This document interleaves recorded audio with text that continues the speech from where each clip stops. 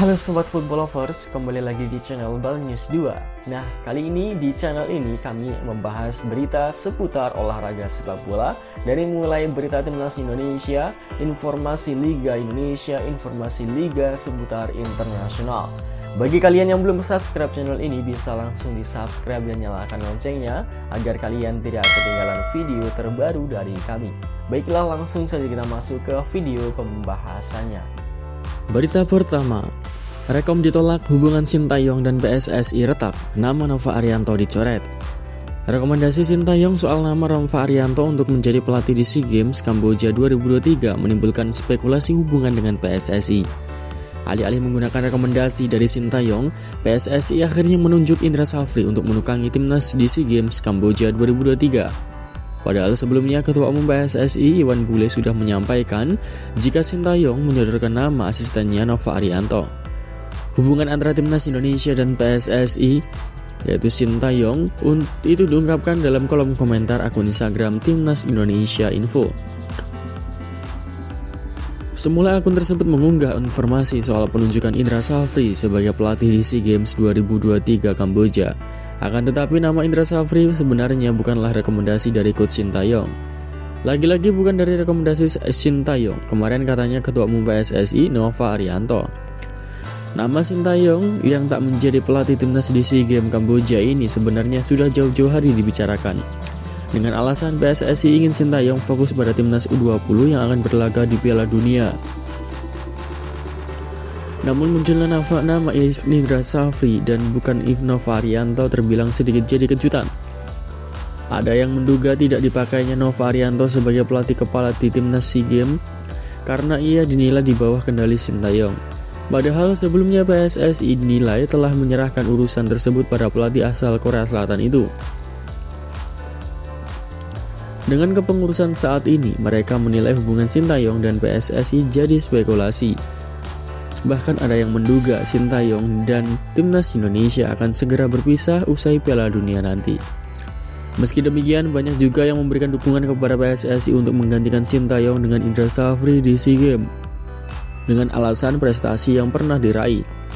Sebelumnya, ditangani Sintayong, Indra Safri pernah membawa timnas Indonesia meraih medali perak di SEA Games tahun 2019. Lalu bagaimanakah pendapat kalian? Silahkan tulis di kolom komentar. Lanjut berita kedua, Witan Sulaiman ke Persija Jakarta, AS Trensin bongkar semuanya. Mantan klub Witan Sulaiman, AS Trensin belak-belakan mengenai transfer sang pemain ke klub Liga 1 Persija Jakarta. Seperti yang diketahui, transfer kejutan terjadi saat Witan Sulaiman diumumkan oleh Persija sebagai pemain barunya pada hari Selasa kemarin. Meski diumumkan secara resmi oleh Persija, pendaftaran secara resmi ke PT Liga Indonesia baru telah dilakukan sejak hari Senin. Hal tersebut cukup mengejutkan mengingat Witan sendiri masih memiliki kontrak dengan AS Trensin hingga 2024 mendatang. Tak lama setelah Witan Sulaiman diresmikan oleh Persija, pihak AS Trensin pun mengonfirmasi terkait transfer sang pemain. Direktur Teknik AS Trensin Andres Jakic mengatakan bahwa Witan hengkang ke Persija dalam kondisi yang baik tanpa adanya cedera. Selain itu, Andres Jakic juga mengatakan bahwa Witan sempat menjalani satu pertandingan uji coba selama masa persiapan bersama AS Trensin. Namun Jakic juga menjelaskan bahwa keluarga menjadi alasan utama Witan Sulaiman rela memutus kontraknya yang masih tersisa setahun lagi.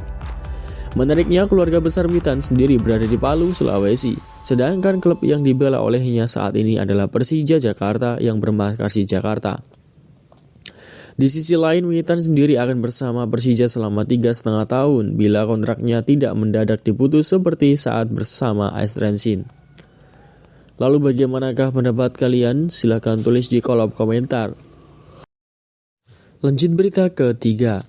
3 formasi mengerikan yang bisa dipakai Sintayong pasca kedatangan Seny Petinama di timnas Indonesia.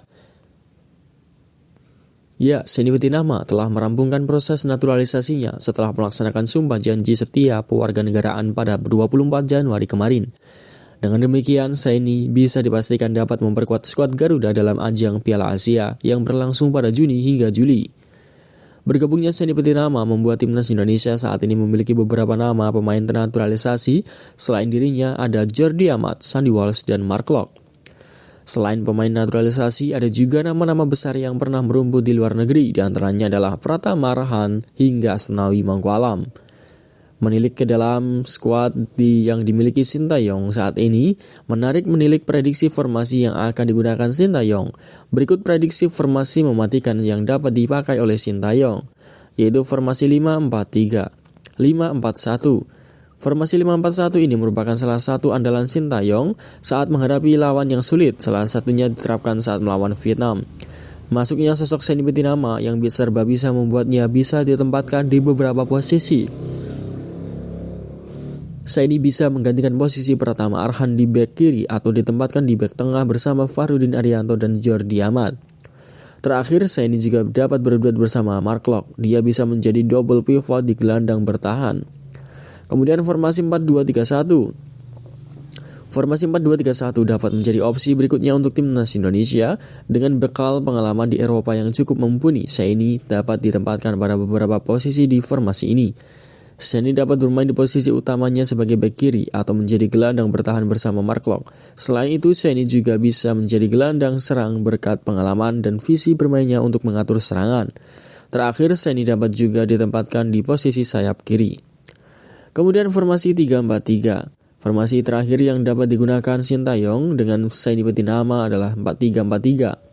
Formasi ini digunakan Sintayong saat melewati grup neraka di kualifikasi Piala Asia bersama Yordania, Kuwait, dan Nepal.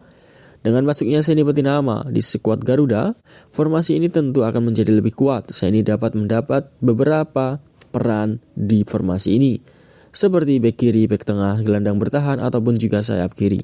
Lalu bagaimanakah pendapat kalian? Silahkan tulis di kolom komentar. Lanjut berita keempat. Fenomena Arkan Kakak dipanggil Sintayong ke timnas Indonesia U20, baru 15 tahun, kesempatan emas. Setelah namanya mencuri perhatian karena dipanggil Sintayong untuk mengikuti tes timnas Indonesia U20, penyerang muda Persis Solo Arkan Kakak Putra Purwanto kini mendapat kans untuk berlatih bersama tim senior. Arkan Kakak menjadi salah satu pemain Persis Youth Academy yang mendapat kesempatan untuk berlatih dengan para seniornya di skuad Laskar Sumber Nyawa. Kesempatan ini tentu sangat berharga bagi striker yang masih berusia 15 tahun itu, sebab dia bisa menimba ilmu dari seniornya sebelum mengikuti pemusatan latihan TC Timnas Indonesia U20. Sebelum dipanggil Timnas Indonesia U20, striker kelahiran Blitar, Jawa Timur itu memang lebih banyak bermain bersama Timnas Indonesia U16 asuhan Bima Sakti, terutama pada Piala AFF U16 dan kualifikasi Piala Asia U17. Pemain berusia 15 tahun itu mengaku spontan melakukan selebrasi ala BP, sapaan Karib Bambang Pamungkas, lantaran pernah menjadi tandem ayahnya saat masih aktif bermain.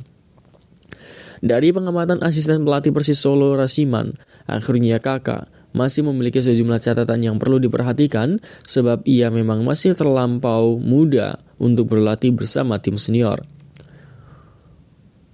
Untuk Arkan Kakak masih banyak hal yang harus diperbaiki karena perbedaan situasi latihan antara tim muda dan senior.